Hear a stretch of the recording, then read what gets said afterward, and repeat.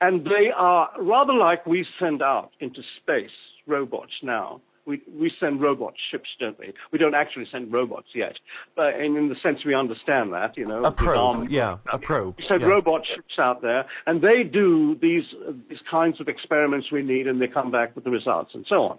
Now, can you imagine a civilization that's so far ahead of that they've actually developed forms of entity that run on an artificial intelligence with a synthetic base to their actual physical demeanor, and structured in such a way that they can take huge inertial forces, both in actual travel and in landing, you know, in various places, coming down from vast speeds travel and so on. And radiation, and radiation. Yeah. And radiation. And you and I would be a stain inside the window of a spaceship if we come decelerate, if you like, from the kinds of speeds that these things will have to do when they approach a terrestrial format, like planets, for instance. And so, you know, you then create something that is conducive to this kind of situation. And these things then provide, if you like, are provided with an artificial intelligence, which is simply binary. It's an add-on thing. Now, the thing is this. We, as natural, non-synthetic beings, shall we say, have an incredible advantage over this.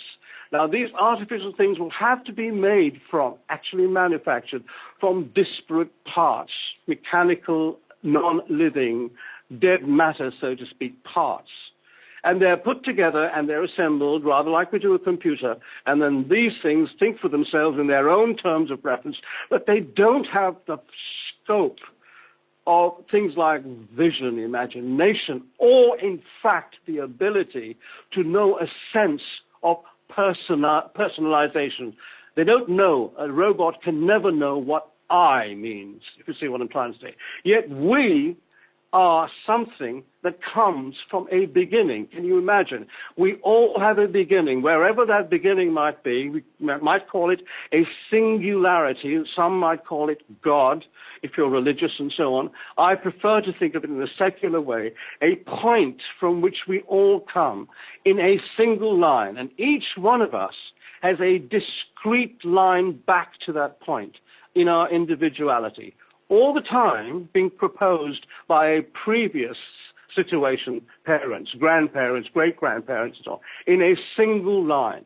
And within that scope of continuity, we have a mechanism for, if you like, gaining more and more knowledge, so that you and I are the sum total of whatever began billions of years ago in the great somewhere, maybe a single point, if you see what I'm trying to say. Now, I have to go into that at far more complicated detail in my books, as I have done, to give some cogent sense of what this might mean. But generally speaking, this whole line of continuity then makes